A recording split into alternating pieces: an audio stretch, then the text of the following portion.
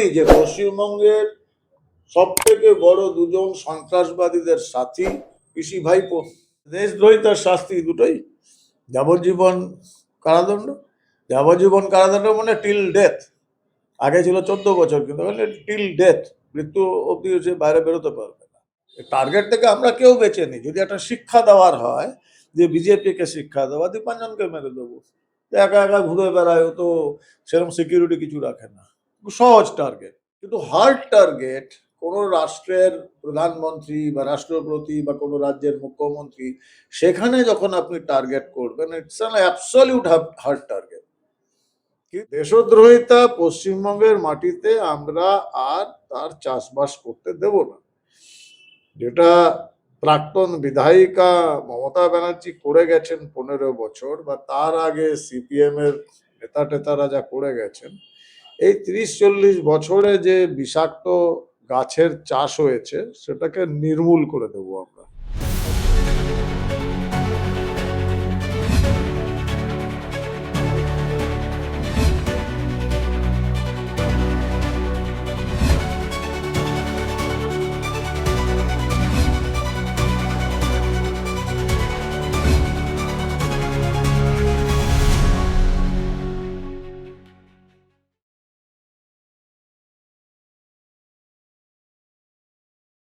Sir, প্রথমেই আপনাকে CM news মিডিয়ায় স্বাগত। সাম্প্রতিককালে আমরা যেটা দেখলাম যে মুখ্যমন্ত্রী শুভেন্দু অধিকারীকে লক্ষ্য করে একটা জঙ্গি ষড়যন্ত্রের সূত্র পাওয়া গেছে। এসটিএফ ইতিমধ্যে 3জনকে গ্রেফতারও করেছে। এই যে গোটা ষড়যন্ত্রের বিষয়টা আপনি কিভাবে মূল্যায়ন করছেন একজন প্রাক্তন সেনাকর্তা হিসেবে? প্রথমে তো এটাই বলবো যে আমি অভিনন্দন জানাই আমার জেনারেলকে, মাননীয় মুখ্যমন্ত্রীকে।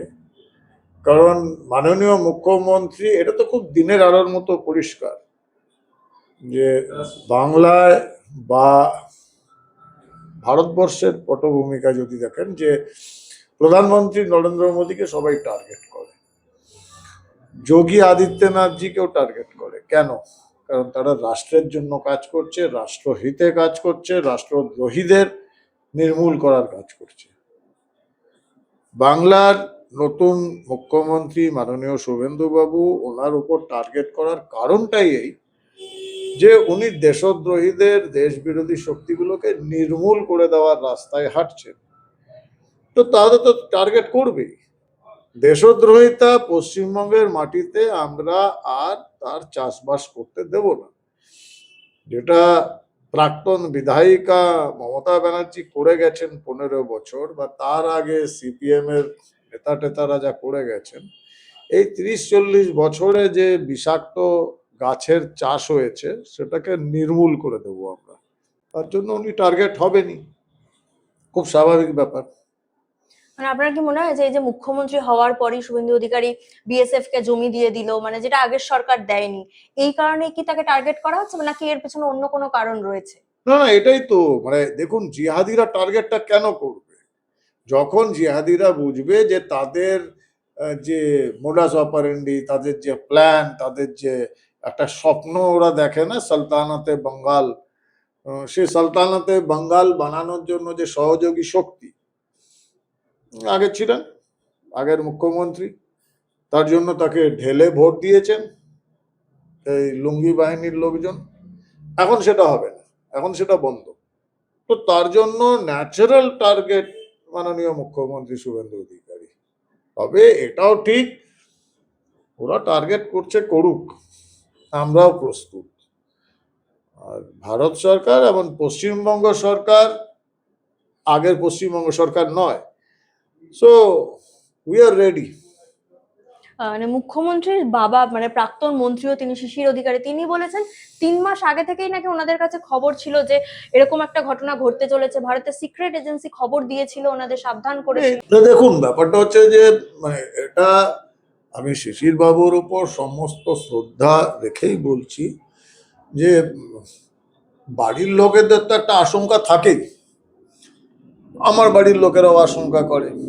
আর আমি তো মাননীয় মুখ্যমন্ত্রী হিসাবে তো আমি খুব সামান্য গণ্ডির মধ্যে একটু নড়াচড়া করি, এবং উনি পশ্চিমবঙ্গের মুখ্যমন্ত্রী হিসাবে প্রথম দিন থেকে যেভাবে অত্যন্ত আক্রমণাত্মকভাবে রাষ্ট্রবিরোধী, দেশবিরোধী বা রাজ্য বিরোধী শক্তিগুলো দুর্নীতি এর বিরুদ্ধে ঝাঁপিয়ে পড়েছেন, তো খুব স্বাভাবিক প্রত্যাঘাত আসবে, বা প্রত্যাঘাতের আশঙ্কা বাড়ির লোকেদের কাছে সবাই হয়, এটা খুব স্বাভাবিক।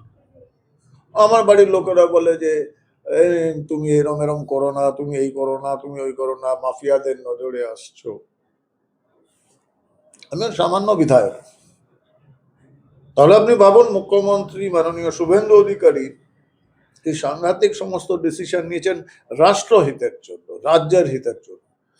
এটা বাড়ির লোক তো আশঙ্কা হবেই, খুব স্বাভাবিক, ওটাকে আমি অন্যভাবে দেখছি না। তবে রাজ্য সরকারের গোয়েন্দা বিভাগ, কেন্দ্রীয় সরকারের গোয়েন্দা বিভাগ, তারা যথেষ্ট সতর্ক আছেন। এই সমস্ত লোকজন এই সমস্ত চিন্তা ভাবনা করলেও যে সাজ্জাদ ভাট্টিদের মতো লোক কিছু হবে না, মানে আমরা আন্ডার এস্টিমেট কখনোই করি না, but we know how to protect ourself, we know how to protect our CM or PM or home minister, what ever.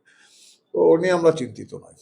মানে এই যে হামিম মন্ডল, যাকে প্রথমে গ্রেফতার করা হয়েছিল, তার সঙ্গে জৈশি মোহাম্মদের একটা যোগসূত্র পাওয়া গেছে, একদম আন্তর্জাতিক স্তরের জঙ্গি আমরা হিসেবে মানে জৈশি মোহাম্মদকে জানি। মানে সেক্ষেত্রে মুখ্যমন্ত্রীকে নিশানা করা, মানে এটা কতটা মানে নিরাপত্তাগত তাৎপর্য গুরুত্বপূর্ণ এটা? না দেখুন, আমরা যেটা বারবার বলি যে বিশেষ করে আজকাল, একটা সময় ছিল আল কায়দা, জৈশে মোহাম্মদ কেউ কারো মুখ দেখতো না। তারপর এটা দীর্ঘদিনের প্রচেষ্টায় আইএসআই, পাকিস্তানের ইন্টার সার্ভিসেস ইন্টেলিজেন্স, ওরা সমস্ত সন্ত্রাসবাদী জঙ্গি সংগঠনগুলোকে এক ছাতার নিচে নিয়ে এসেছে, কারণ সবাই সব জায়গায় বিপর্যস্ত। একমাত্র আইসিস যেটা ছিল, ইসলামিক স্টেট, যেটাকে আমরা দেশ বলি, দেশ ইন্ডিপেন্ডেন্ট, এখনো এদের কারোর সঙ্গে সম্পর্ক নেই। তো এই যে সংগঠনগুলো, এই বাংলাদেশে যেটা আল কায়দার ইউনিট রয়েছে, আনসারুল্লাহ বাংলা টিম, এবিটি, এরা একসঙ্গে একই কোঅর্ডিনেশনে কাজ করে। এখন কোথাও কোনো রকম জেহাদি হামলা হলে তার পেছনে, যেমন আমাদের পেহেলগামে যে ঘটনা ঘটেছিল, সেখানে তো হামাসের নাম এসেছিল এবং হামাসের লোক ইনভলভ ছিল। জয়েশের লোক করছে, একটা নতুন নাম দিয়ে একটা অর্গানাইজেশন তৈরি করে দিয়ে তাদের দিয়ে অ্যাকশনটা করায়, কারণ এদের ভয় থাকে যে এরা স্যাংশন হয়ে যাবে খুব তাড়াতাড়ি, মানে ইউএস থেকে বা ইউএন থেকে তাদের ব্যাংক অ্যাকাউন্ট ফ্রিজ করে দেওয়া হবে। এই জন্য ওরা অ্যাকশনটার পরেই ওরা ভ্যানিশ হয়ে যায়, আবার একটা নতুন সংগঠনের নাম নিয়ে ওঠে। সো এখানে এই আন্তর্জাতিক যোগটা খুব স্বাভাবিক, এটা নতুন কিছু নয়। মানে অতীতের কোনো ঘটনা বা আপনার অভিজ্ঞতা কি এরকম ঘটনা আগে দেখেছেন আপনি কখনো? প্রচুর প্রচুর। আপনি যদি রুট খুঁজতে বার করবেন, দেখবেন ওই রুটটা কত দূর। এরা বললাম তো, এরা ইন্টার কানেক্টেড। এমন কোনো অর্গানাইজেশন নেই যারা ইন্ডিপেন্ডেন্ট এক্সেপ্ট দেশ। দেশ ইন্ডিপেন্ডেন্ট এখনো, ওরা কারোর সঙ্গে দেখা যায় না। আর আল কায়দা তো অবস্থা শেষ, মানে ন্যাচারালি ওসামা বিন লাদেনের পর আল কায়দার যা অবস্থা, তো আল কায়দা, জয়েশ, এরা সব একসঙ্গে মিলেমিশে কাজ করছে। তো এরকম আমরা আমার পুরো সার্ভিস লাইফে আমরা প্রচুর দেখেছি ইন্টারন্যাশনাল কানেকশন। মানে এর আগে আমরা জঙ্গি হামলাগুলো দেখেছিলাম মূলত মানে সাধারণ মানুষের ওপর করা হচ্ছে, এখন এই যে মন্ত্রীদের টার্গেট করা হচ্ছে, যেমন এই ক্ষেত্রেও দেখা গেল যে উমেশ রায় প্রতিমন্ত্রী, তার ছেলেকে টার্গেট করা হচ্ছিল, মানে ইনডিরেক্টলি, যে তার ছেলেকে টার্গেট করে সেই মুক্তিপণ দিয়েই তারা অস্ত্র কেনা বা এই সরবরাহ যে বিষয়টা এটা করে, মানে কোথাও গিয়ে কি জঙ্গিদের হামলার এই যে প্যাটার্ন, সেই প্যাটার্নটা চেঞ্জ হচ্ছে বলে মনে হয় আপনার? দেখুন, আমি একটা কথা বলি, প্রথমত শুধু সাধারণ মানুষ নয়, আমরা ভারতবর্ষ কিন্তু দুটো প্রধানমন্ত্রীকে হারিয়েছি, একজন ওয়ার্কিং প্রধানমন্ত্রী, একজন প্রাক্তন প্রধানমন্ত্রীকে। সো প্রধানমন্ত্রী, মুখ্যমন্ত্রী হারিয়েছি সর্দার বিয়ান সিংকে। সো এরা জঙ্গিরা যখন টার্গেট ডিসাইড করে, তখন দুটোর প্যাটার্ন আলাদা। যখন স্পেসিফিক কোনো মানুষকে টার্গেট করবে, তার জন্য অনেক রেকির দরকার পড়ে, অনেক ইকুইপমেন্ট, অনেক কিছুর দরকার পড়ে, অনেক প্রস্তুতির দরকার পড়ে। আর যখন জেনারেল টার্গেট করে, মানে আজমল কাসাবরা একবার ইন্ডিয়া মাটিতে ঢুকে গেল, তারপর আপনি AK-47 নিয়ে পিক আওয়ার্সে মুম্বাইয়ের ভিটি স্টেশনে গিয়ে আপনি ফায়ার করলেন, তো গোটা 50-এর ডেড বডি তো আপনি তখনই পেয়ে যাবেন ওই ভিড়ের মধ্যে। তাজ হোটেলের মতো জায়গায় ডুয়ে আপনি গুলি করলেন। আর এগুলো সব কিন্তু, যেগুলোকে আমরা বলি সফট টার্গেট, কাউন্টার করার জায়গা নেই। কিন্তু ওরা যদি army barrack, police headquarter attack করে, সেগুলো হার্ড টার্গেট, সেখানে কাউন্টার ফায়ার আসবে। So soft target is always soft target.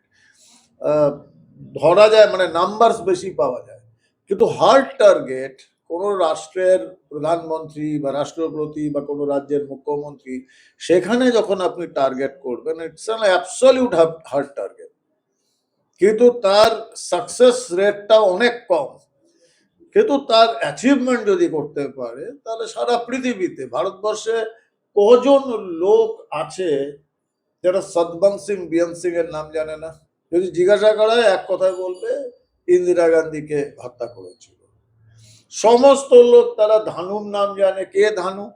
না, সুইসাইড বম্বার যে রাজীব গান্ধীকে হত্যা করেছিল। তো এই যে এটা, এই যে জিহাদিদের মধ্যে বা টেরোরিস্টদের মধ্যে না অমর হয়ে যাওয়ার একটা স্বপ্ন থাকে, এই 72 হুড়ি পড়ি এটসেট্রা। তো সেই জন্য এরকম টার্গেট ওরা বেছে নেয়। এবার আমার মানে দেখুন, উমেশ রায় বা তার ছেলে তারা সুরক্ষিত থাকুন, ভালো থাকুন, কিন্তু আমার মনে হয় যে এই এই যে টেরোরিস্টের কথা, এই যে ছেলেটির কথা বলেন হামিদ মামনুল বা এদের লোকজন, এদের টার্গেটটা যদি মুখ্যমন্ত্রী হয়ে থাকে, সেটা কিন্তু জাস্টিফাইড।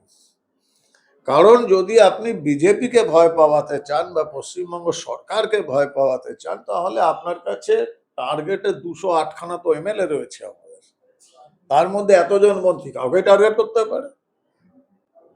টার্গেট থেকে আমরা কেউ বেঁচে নিই। যদি একটা শিক্ষা দেওয়ার হয় যে বিজেপিকে শিক্ষা দেওয়া, দীপাঞ্জনকে মেরে দেবো, একা একা ঘুরে বেড়ায়, ও তো সেরকম সিকিউরিটি কিছু রাখে না, সহজ টার্গেট।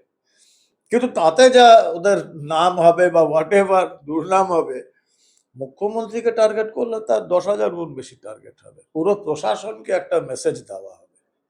তো সেই জন্য ওরা টার্গেট করে। বা আজকাল অর্গানাইজেশনগুলো একটু সমস্যা তো চলছে ফাইন্যান্সিয়াল, যেটা বললেন যে কিডন্যাপ করেছে র্যানসামের টাকা, সেটাও হতে পারে, বলা মুশকিল। It's too early two comment. হোক, আরো তদন্ত বোঝা যাবে। মানে যেভাবে পশ্চিমবঙ্গকে দেখছি জঙ্গিদের ঘাঁটি হয়ে উঠছে, মানে অপরাধ করছে অন্য জায়গায়, আশ্রয় নিচ্ছে পশ্চিমবঙ্গে এসে, এর মূল কারণটা কি হতে পারে? শুধুমাত্র সীমান্তবর্তী রাজ্য বলে? না না, এটা তো একটা সময় গত 20-22 বছর 25 বছর তৃণমূলের 15 আর তার আগের বামদের 10 ভোট রাজনীতির কারণে এই মৌলবাদকে তোষণ করা হয়েছে। সিপিএম এর আমলে তো হয়েইছে। তৃণমূল আমলে প্রথম বছর 5 ভোটের কারণে হয়েছে।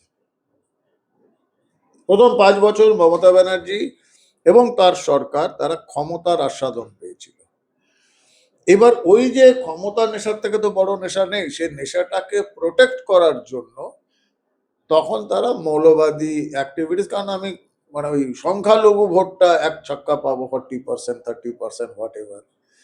কিন্তু পরের 5 বছরের পর থেকে ওরা দেখলো যে আমরা যে হাজার হাজার কোটি টাকা যে কামাচ্ছি, টাকাগুলো যাবে কোথায়, নিয়ে যাবো কি করে? তো হুন্ডির দরকার হবে, হাওলা হুন্ডির থ্রু দিয়ে বাইরে পাচার করতে হবে বিদেশে। এবং সন্ত্রাসবাদীদের থেকে জিহাদিরা অথবা যারা হিউম্যান ট্রাফিকিং সেখানে ইনভলভ, অথবা ড্রাগ ট্রাফিকিং, অথবা এই ইলিগাল আর্মস ট্রাফিকিং যারা করে, তাদের দুর্দান্ত নেটওয়ার্ক। সেই নেটওয়ার্কের থ্রু দিয়ে হাজার হাজার কোটি টাকা বাংলার বাইরে গেছে। বাংলাদেশের চটকলগুলোতে এই বস্ত্র শিল্পে এখানে ইনভলভ হয়েছে, টাকাগুলো ইনভেস্ট করেছে। এবার এটার জন্য আপনি যখন অ্যাডভান্টেজ নিচ্ছেন জিহাদিদের, জিহাদিরাও আপনার কাছ থেকে অ্যাডভান্টেজ নেবে। তাদের লালন পালন করেছে পশ্চিমবঙ্গে। এবং আমি তো বলি যে পশ্চিমবঙ্গের সব থেকে বড় দুজন সন্ত্রাসবাদীদের সাথী পিসি ভাইপো। আমি তো অনেকবার বলেছি, আপনারা দেখেছেন বোধহয়, যে এই বাংলাদেশে ইউনূস সরকার যখন আসলো 2024-এ, আল কায়দা যে বাংলাদেশ টিম, আনসারুল্লাহ বাংলা টিম, তার যে হেড, সে তাকে রহমানি, জসিমউদ্দিন রহমানি, সে 4টে খুনের কেসে ইনভলভ ছিল, তার যাবজ্জীবন হয়েছিল। আর ইউনূস আসা মাত্রই তাকে ছেড়ে দেয়। এবং সেই জসিমউদ্দিন রহমানি হসপিটালের বেডে শুয়ে, যেদিন বেরিয়েছে সেদিনই হসপিটালের বেডে শুয়ে সে একটা ভিডিও দিয়েছিল, যেটা আমার কাছে আছে, কারণ ভারতবর্ষে প্রথম ওই ভিডিওটা আমি লোককে পাড়াই, রিপাবলিক টিভিকে দিই, অন্যান্য চ্যানেলকে দিই, যেখানে জসিমউদ্দিন রহমানি বলছে বাংলার মুখ্যমন্ত্রী মমতা ব্যানার্জিকে সে আহ্বান জানাচ্ছে, আনসারুল্লাহ বাংলা টিমের হেড, আল কায়দার হেড বাংলাদেশে, সে আহ্বান জানাচ্ছে যে আপনি মোদির কুশাসন, কোট আনকোট কুশাসন থেকে আপনি বেরিয়ে আসুন, নতুন স্বাধীন পূর্ব পাকিস্তান তৈরি করবো, আপনাকে আমরা মাথায় তুলে দেবো, আপনি আমাদের সঙ্গে আসুন, চিকেন স্নেক নিয়ে নেব, উত্তর পূর্ব ভারতকে কেটে ফেলবো ভারত থেকে। এবং এটা করে আমি 2.5 বছরে অন্তত 100 বারের বেশি আমি ওপেন চ্যালেঞ্জ করতাম তখন, যখন উনি মুখ্যমন্ত্রী, যে আপনি, আপনার দল, আপনার প্রশাসনের কেউ আপনাকে এটাকে কন্ডেম করেনি যে একজন সন্ত্রাসবাদী কি বললো তাতে আমাদের কিছু আসে যায় না, আমরা ভারতের সঙ্গে আছি, রাষ্ট্রীয় সুরক্ষার সঙ্গে আছি। মমতা ব্যানার্জি বলেননি, ওনার দলের কেউ জসিমউদ্দিন রহমানের নামটা মুখে আসতো না। এবং আমি পরে তো বলতাম মমতা ব্যানার্জিকে কে আপনি যদি না বলেন, হয় আপনি আমার এগেনস্টে মানহানির মামলা করুন, কারণ আমি প্রকাশ্য চ্যানেলে বসে বলছি আপনি জিহাদিদের সব থেকে বড় মদতদাতা, মানহানি মামলা করুন, আর না হলে বলুন জসিমউদ্দিন রহমানের সঙ্গে কোনো সম্পর্ক নেই। উনি চুপ করে বসে গেছেন, মানহানি মামলা করার সাহস দেখাননি, আর এখন কি দেখাবেন? তো এই যখন একটা রাজ্যের মুখ্যমন্ত্রী হয় তখন তো সন্ত্রাসবাদের চাষবাস হবেই, তাই হয়েছে। এবার আমরা নির্মূল করছি, আর নির্মূল যখন করার পদ্ধতি চালু হয়েছে তখনই আমাদের মাননীয় মুখ্যমন্ত্রী শুভেন্দু অধিকারীর বিরুদ্ধে ষড়যন্ত্রগুলো হবেই, খুব স্বাভাবিক। মানে যদি ঠিক মতো তদন্ত করা হয় এই ঘটনা, তাহলে কি প্রাক্তন যে শাসক দল রয়েছে তার যোগসূত্রও মিলতে পারে? দেখুন, আমি তো বলছি গত 15 বছরে বাংলায় এমন একটা ঘটনা ঘটেনি, এবং তার আগেও আপনাদের মনে আছে রশিদ খানের মামলা, বউবাজার বোমা বিস্ফোরণ, কে ছিল? লক্ষ্মী সেন কে ছিল? সিপিএম এর জেলা সম্পাদক। আর রশিদ খান কাদের লোক? Everybody knows. তো এই যে ঘটনাগুলো ঘটেছে, এটা শাসকদের মদত না থাকলে হয় না। এই প্রতি কটা ঘটনায় আপনি দেখবেন কেউ না কেউ শেল্টার দিয়েছিল এদের, ওভার দ্য গ্রাউন্ড ওয়ার্কার যাদের বলি, তার সঙ্গে তৃণমূলের যোগসূত্র রয়েছে। তাই তারা সাহস পায় যে পুলিশ আমাদের কাটাবে না, কিন্তু প্রশাসন থেকেই সাহসটা পায়। মানে এই ধরনের ঘটনা তো সাধারণ মানুষের মধ্যেও আতঙ্ক ছড়াচ্ছে, তাহলে মানে এই মুহূর্তে দাঁড়িয়ে প্রশাসনের কি কি পদক্ষেপ নেওয়া গুরুত্বপূর্ণ বলে আপনি মনে করেন? না দেখুন, আমি একটা কথা বলবো সাধারণ মানুষকে, আপনারা আতঙ্কিত হবেন না, সতর্ক থাকুন। সতর্ক থাকার আতঙ্কিত হওয়া দুটোতে পার্থক্য রয়েছে। চোখ কান খোলা রাখুন, কারণ একটা সময় বাংলাকে বলা হতো সন্ত্রাসবাদীদের গড় বা সেফ প্যাসেজ বা সেফ হোম।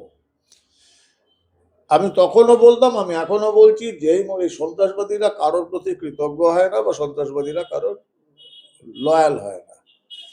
যতদিন আছে ততদিন আছে, যেদিন আর স্বার্থ থাকবে সেদিনই আপনার ঘাড় মটকাবে। সুতরাং এই আত্মতুষ্টিতে ভুগে কোনো লাভ নেই যে এই জিহাদিরা পশ্চিমবঙ্গের মাটিতেই সেফ হেভেন হিসাবে ছিল বা আছে, তার জন্য ওরা পশ্চিমবঙ্গে কিছু করবে না। তো দেখতে পাচ্ছেন এখন আরো বেশি হবে, কারণ ওরা জানে পশ্চিমবঙ্গ আমাদের জন্য সেফ হেভেন নই। সুতরাং আমাদের এক্সিস্টেন্স দেখানোর জন্য আমরা অ্যাক্ট করবো, করতেই পারে। পুলিশ তৈরি হতে হবে, প্রশাসনকে তৈরি হতে হবে, সেটা হচ্ছে, খুব দ্রুত গতিতেই হচ্ছে। মানে শুধু মুখ্যমন্ত্রী নয়, অন্যান্য যে গুরুত্বপূর্ণ সাংবিধানিক পদাধিকারীরা রয়েছেন, রাজনৈতিক নেতারা রয়েছেন, তাদের নিরাপত্তায় কি কোনো পরিবর্তন আনা দরকার আপনি মনে করেন, বা আনলেও কি ধরনের পরিবর্তন আনা দরকার? না দেখুন, এটা আমি দুটো জিনিস, একটা পার্ট পরিবর্তন আনা দরকার, আমার মনে হয় সেটা সরকার করছে চিন্তা ভাবনা। কি ধরনের দরকার, মাফ করবেন, আমি একজন প্রাক্তন এনএসজি বা ইন্টেলিজেন্স কর্তা হয়েও আমি এটা চ্যানেলের সামনে, পাবলিকের সামনে বলতে পারি না। তবে এটা বলবো, আপনারা সতর্ক থাকুন, আতঙ্কিত হবেন না, আমরা প্রস্তুত। আপনারা সতর্ক থাকুন, চোখ কান খুলে শুধু ভগবান ভরসা অথবা সরকার ভরসা ওটা করবেন না, আপনার নিজের দায়িত্বও রয়েছে। আপনি এটা বলুন না, আমরা সবাই সিসিটিভির কথা বলি, কারেক্ট? পশ্চিমবঙ্গে কত সিসিটিভি আছে আপনার আইডিয়া আছে? Any idea? মিনিমাম মিনিমাম ধরে নিন 20 কোটি। 20 কোটি সিসিটিভিটা কোন 20 কোটি?